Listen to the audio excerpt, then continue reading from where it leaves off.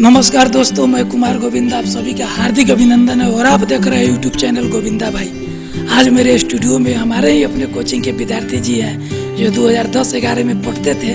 तो आज जानेंगे क्या सफलता लाइफ में किए हैं, आगे का क्या प्लानिंग है। बेसिकली हम देखते हैं अपने कोचिंग के जो विद्यार्थी होते हैं, कहीं ना कहीं जो अपना मेहनत होता है, प्रयास होता है, वो बहुत हार्ड होता है। भले अर्थाभाव के कारण, समय के अभाव के कारण लोग कोई ना कोई स्टार्टिंग, कोई छोटा मोटा जो भी हो पकड़ लेते हैं। लेकिन हमें मालूम है कि जो भी विद्यार्थी ये नहीं करे कि मेरे ही कोचिंग में, मोतिहारी में और खास करके जो ग्रुप में, जो सेट में विद्यार्थी फील्ड में बनाते हैं, उन सभी में से अगर अच्छे जो पढ़ते हैं स्वेच्छा से, वाकई में उनसे चेक करके देखिएगा, वाकई में लगता है कि उनके पास नॉलेज और जानकारी है। तो तत्काल घर से प्रेशर रहता है, अर्थभाव का दिक्कत रहता है, लोग तत्काल नौकरी, छोटा मोटा जो भी गवर्नमेंट एम्प्लॉय सर्विस होता है, लोग पकड़ लेते हैं। हमारे ऐसे भी विद्यार्थी से मुलाकात होती है चलते फिरते, जो कहते हैं कि भाई 50,000 रुपये बीपीएससी में मिलता है, 2 बार दिया, 2 बार निकाल लिया और 50,000 पा लिया, फिर नियम लगा कि ना अब एक के बार मिलेगा। तो ऐसे बहुत विद्यार्थी हैं जो अपना पीठ निकाल लेते हैं एक झटके में। तो एक तैयारी जो होती है बहुत अच्छी चीज़ होती है, उन्हीं तैयारी के बलबूते पर लोग सरकारी नौकरी प्राप्त करते हैं। तो आज हमारे स्टूडियो में अपने ही कोचिंग के विद्यार्थी जी है जो 2010 में पढ़ते थे सुबोध सर जी के एसटीसी कोचिंग में, वहाँ के हम स्टाफ हुए। ये विद्यार्थी जी है, सफल हो गए हैं और सफल हुए हैं। तो यहाँ पर जो आते हैं अपना विचार देने, तो इनसे आज मिलेंगे कौन सा पोस्ट हुआ है, कौन सा रेलवे में, कैसे हुआ, क्या हुआ, आगे क्या प्लानिंग चल रहा है। तो सबसे पहले हम जानेंगे। श्रीमान नमस्कार। तो सबसे तक जोर से बोलिएगा, ठीक है। और हम चाहेंगे कि कब पढ़ते थे, कैसे तैयारी किए, तो अपना से डीपली बताया जाए। हेलो, नमस्कार दोस्तों। आवाज बढ़ा दीजिए। सबसे पहले 2010 में मैट्रिकुलेशन करने के बाद हम मोतिहारी आए।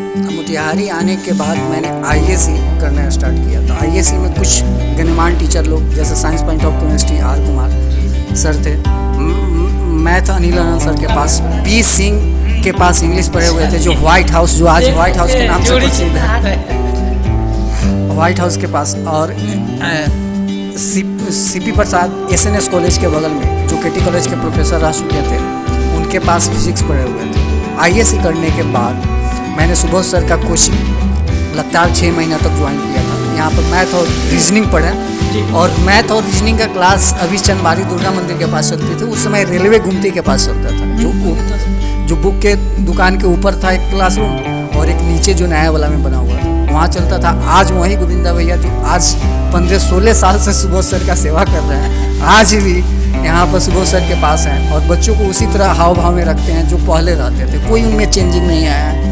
यह एक महान कृति, एक महान दोस्त या एक महान सर का कृति है कि जो आज तक अपने नेचर को नहीं बदले हैं।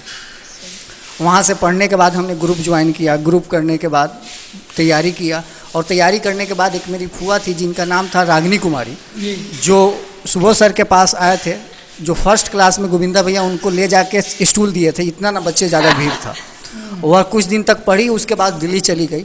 मैथ कुछ दिन पढ़ने के बाद और दिल्ली गई, और दिल्ली अपना 6 से 7 साल प्रिपरेशन की, और आज वो डीएसपी पद पर है, जो पटना में ट्रेनिंग कर रही है आज के डेटों में। रिन्यू ऑफिसर में पहले थी, उसको छोड़कर अभी डीएसपी में कर रही है।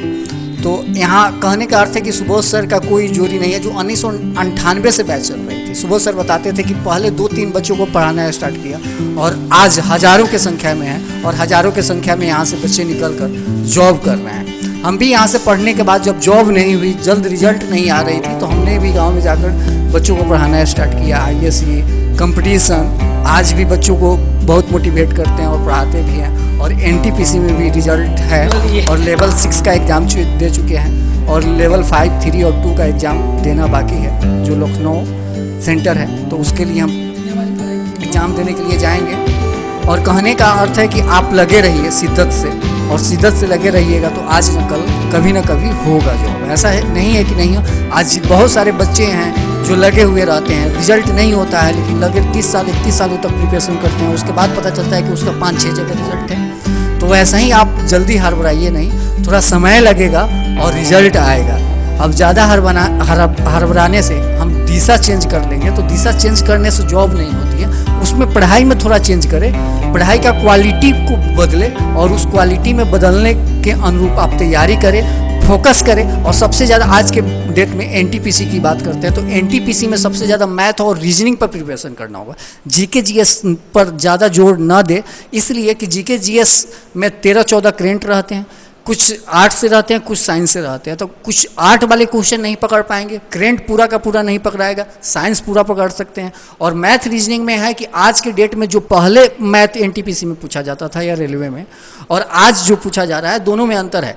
जिस समय हम लोग सुबोध सर के पास पढ़ते थे तो रेलवे में मात्र 10 से 15 मैथ रीजनिंग रहता था, कोई सिलेबस नहीं था, 70-80 जीके रहते थे 100 क्वेश्चन में। लेकिन आज के डेट में 35 मैथ 35 रीजनिंग मेंस के लिए कर दिया है, 25 मैथ 25 रीजनिंग आपके पीटी के लिए कर दिया है। तो सबसे ज़्यादा मैथ और रीजनिंग पर फोकस करें बच्चे, और मैथ और रीजनिंग का इतना फोकस करें कि 1 मिनट से ज़्यादा समय नहीं रखते। तो बहुत सारे ट्रिक मेथड विधि बताई जाती है, उस विधि का फॉलो करो, 1 बार नहीं 2 बार, 2 साल 3 साल लगातार उस पर मेहनत कीजिए और देखिए कि जो मैथ आपको लगता है कि 4 मिनट या 5 मिनट से पहले नहीं होगा, वह 40 से 30 सेकंड 45 सेकंड में वह सोल्व हो जाएगी। तो इस यहाँ पे है कि मेहनत करना लगन से, और जिस काम में लगन रहेगी तो वह श्योर है कि आप उसके आदी बन जाएंगे करने का, वह श्योर आसान लगने लगेगा। जैसे सर बताते हैं कि पढ़ाते पढ़ाते हम लोग विद्वान हो गए, पूरा सुबह सर के पास बोर्ड पर जब भी कैलकुलेशन को कटाएंगे तो देखिएगा वो काटते हुए आंसर लिख देते हैं बिना गुना भागा कर। तो क्या है, वह लगन है उस सर के पास, और वो लगन के अनुरूप क्या होगा कि उनको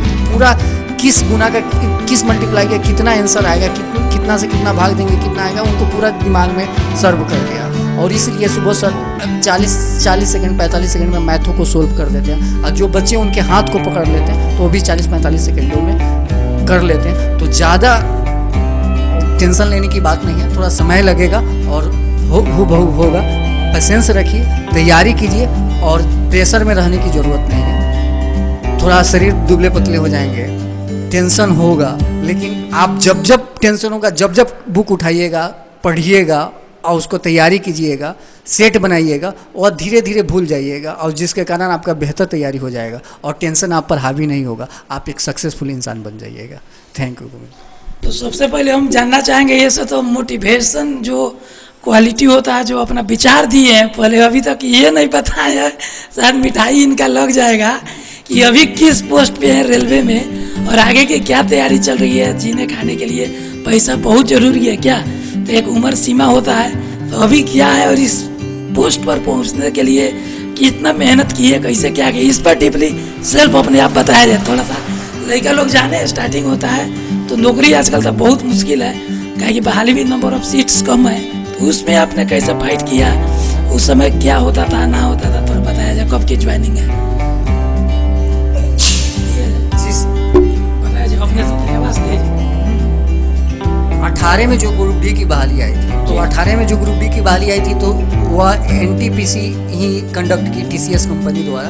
तो वह 25 मैथ 25 रीजनिंग, मैंने लगभग 55 या 60 क्वेश्चन मैथ रीजनिंग का और 40 साइंस का क्वेश्चन, उसमें 1-2 आर्ट्स का क्वेश्चन रखा जाता है।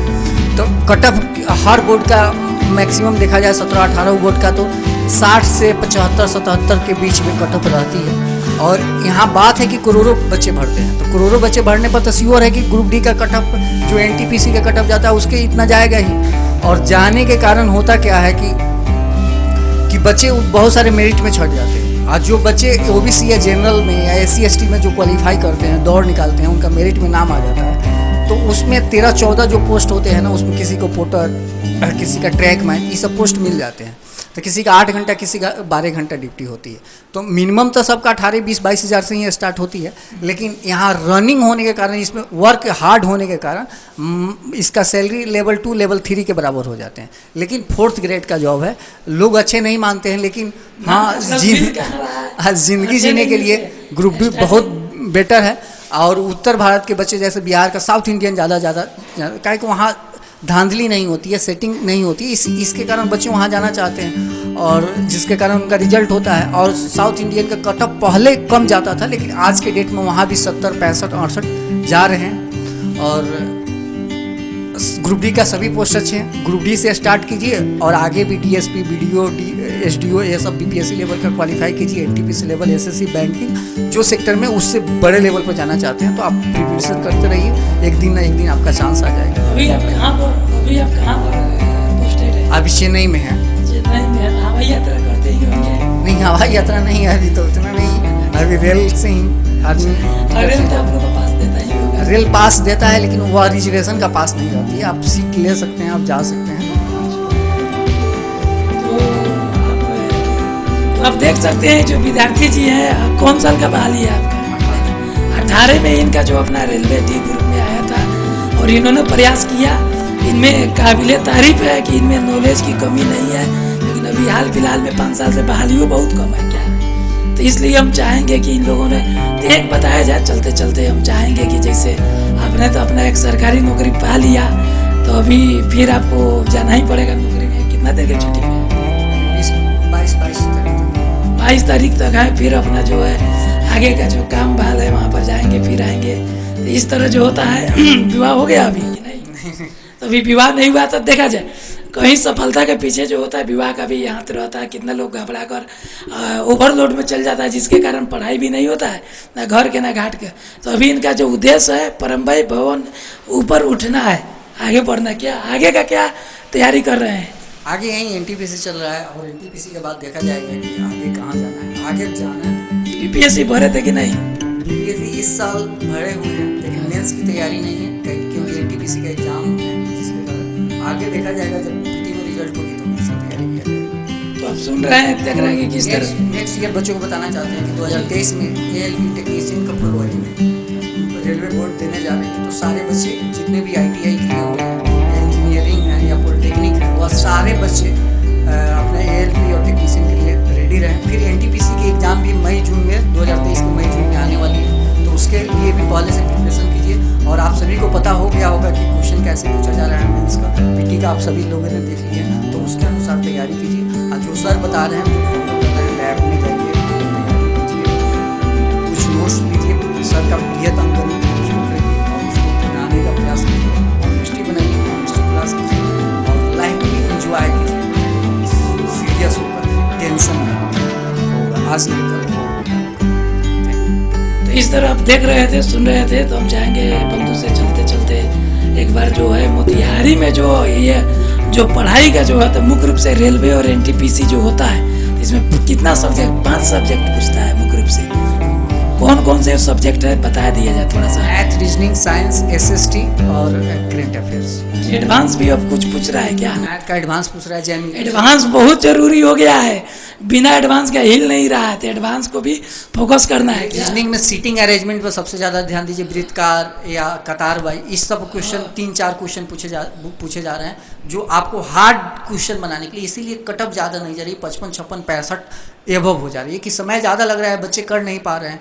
तो सीटिंग अरेंजमेंट जैसे हुआ, कैलेंडर चैप्टर से 1-2 क्वेश्चन, कथन निष्कर्ष से 4-5 क्वेश्चन रह रहे हैं। तो यह सब थोड़ा इस पर ज़्यादा 3-4 रीजनिंग का जो टॉपिक है उस पर ज़्यादा ध्यान दीजिए और उसको आसान बनाने का।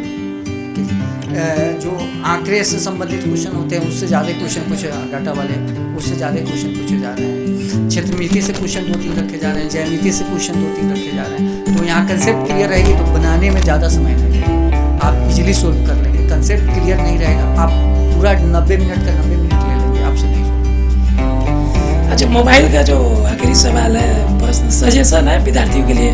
मोबाइल के आजकल बहुत लोग दुरुपयोग करता है, पढ़ने के टाइम में दिन रात चलाता है। लगता है कि अगर मोबाइल कोई छीन ले तो नींद नहीं आता, तो इसका दुरुपयोग हो रहा है, सदुपयोग हो रहा है। विद्यार्थियों को मोबाइल से दूर रहने चाहिए कि उसका उपयोग करना चाहिए, कि दुरुपयोग करता है, कुछ बताया जाए। देखिए, मोबाइल से बच्चों को बहुत सारे, हम भी जब बच्चों को पढ़ाते थे तो वहाँ मना करते थे, तो कुछ पेरेंट्स उसको सपोर्ट करते थे, कुछ पेरेंट्स उसको सपोर्ट नहीं करते थे। तो यहाँ सोचने वाली बात है कि हम श्योर है कि मोबाइल जब रख रहे हैं तो व्हाट्सअप, फेसबुक या यूट्यूब से कोई वीडियो पढ़ाई वाले ना देखकर हम अलग टाइप से मनोरंजन करने लगते हैं। तो इसको तो अनदेखा करना होगा, क्योंकि आपको पता नहीं चलता कि हम किसी से चैट करते हैं तो 1.5 से 2 घंटा लग जाती है। आपको इस बात उस समय फीलिंग नहीं होती है, बाद में पता चलता है कि आप जैसे डेरा लेकर मोतिहारी रह रहे हैं। 6-7 बजे किसी से चैट करना स्टार्ट किए, यूट्यूब देखना स्टार्ट किए, 9-10 बज जाती है, उसके बाद खाना बनाते हैं, सो जाते हैं। तो मिसयूज ज़्यादा बच्चे, इसको 90% बच्चे कर रहे हैं।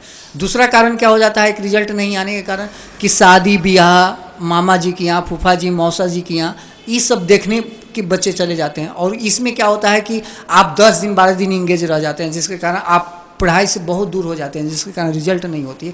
तो रिलेशन में शादी ब्याह है तो वो आपके लिए नहीं बना, आपके मम्मी पापा पेरेंट्स के लिए। वह देखें, आपका काम है पढ़ाई करने, पढ़ाई करके सक्सेस हो जाइएगा, उसके बाद शादी ब्याह पूरी लाइफ देखनी है आपको।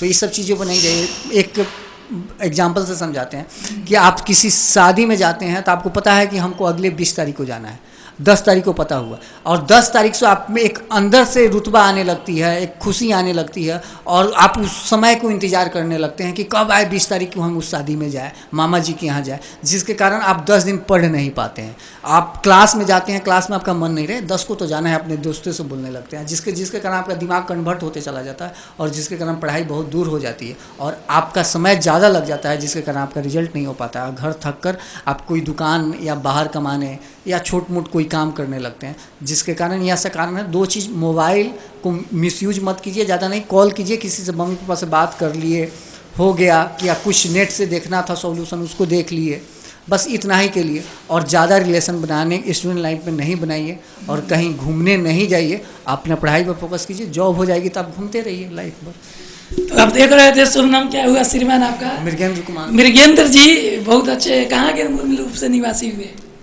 घुरासान ननौरा। चलिए, अपन लोकले हैं, बेसगली लोग। तो कितना अच्छा सदविचार है, ज़्यादा सर्किल नहीं बढ़ाना है, ज़्यादा मोबाइल का दुरुपयोग नहीं करना है, सदुपयोग कर सकते हैं। और मोबाइल है तो निश्चित रूप से आप कॉल कीजिएगा, फेसबुक देखिएगा, व्हाट्सअप। तो ये जो मार्केबल बात है आपको समझना होगा कि एक सफल व्यक्ति है, ऐसे ऐसे इन्होंने छांटा तब जाके नौकरी पाया।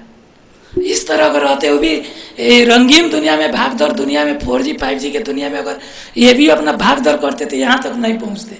अगर इनका भी 5-10 दोस्त रहता है, दिन भर आए बाय एक को मिलते रहते, ये जो समय है ना, बालू के रेत की तरह है, चाहिएगा मुट्ठी में बंद है, लेकिन खोलिएगा तो सब झड़ चुका होता है, पानी के बर्फ की तरह। तो आपको जो करना है आपको करना है, मन लगा के पढ़िए, आगे बढ़िए, आप भी सफल होइए। आप भी मेरे चैनल पर आइए, सफलता का राज बताइए, और मन लगा के पढ़िए। कारण है कि एक बार नौकरी हो जाए, सिर्फ एक बार, क्या एक बार नौकरी हो जाए, उसके बाद लाइफ पर जो भी करना है कीजिए। ये लाइफ आपका है, आपको अच्छा से करना है। तो देखते रहिए यूट्यूब चैनल। फिर मिलते हैं किसी नए विद्यार्थी से, जी वो अपना दुख सुख बताएंगे। नमस्कार श्रीमान, नमस्कार।